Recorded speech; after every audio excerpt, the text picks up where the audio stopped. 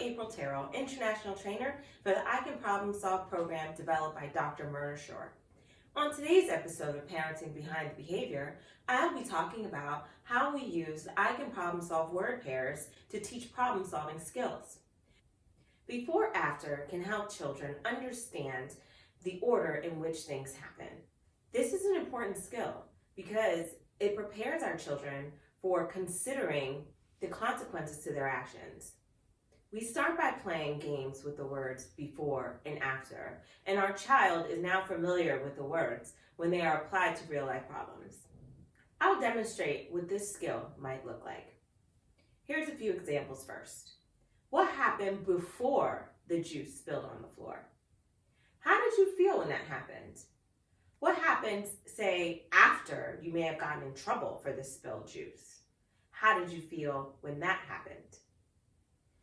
Check out this video of me and my daughter having a conversation using before and after. Hey, Addison. Hi, Mommy. So we need to talk about that problem that you had yesterday, right? Yeah. Okay, what was the problem? So, last night, I turned to Monroe. I smiled at her like this, and then Monroe started knocking into me. Okay. And what happened after she knocked into you? We were going upstairs, and Daddy told me, what are you doing to her? I think, and then Daddy said, then I said, but I didn't start. I was about to say that, but Daddy said, are you talking back? Oh, so Daddy said, stop talking back to you. Is that correct? And I didn't even start it, and Daddy doesn't believe me. And you think he doesn't believe you. So how do you think Daddy feels when he's telling you to stop doing something and he thinks you're talking back to him? How do you think that makes him feel? Upset. How did you feel when Monroe was knocking into you? Upset. You felt upset? Mm-hmm. So what did you do after she knocked into you? We were going upstairs. I didn't say anything to her. Mm-hmm. And then we were going upstairs, and well, Daddy saw us, and then they're like, Addison, why are you doing that? Or something like that. So what did you do to Monroe after she knocked into you? I didn't do anything to her. You didn't do anything back to her? And what did you do before Daddy said, don't talk back?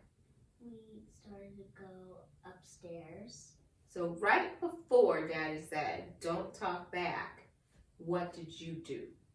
What happened? Right before Daddy said, Addison, don't talk back. We were just going upstairs quietly. Mm-hmm.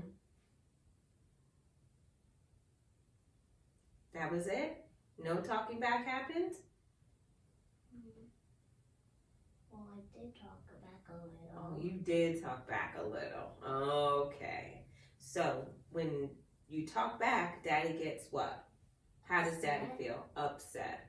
And I know that it makes you feel upset when Monroe does little things to you, right? And my dad blames me for it. And you feel like Daddy's blaming you, and that makes you feel upset. Mm-hmm. I understand that. What might be a way to solve this problem? What could you do? What could you do differently than talking back? Just say yes, sir. One way is to say yes, sir. Can you think of one more way? Maybe to just say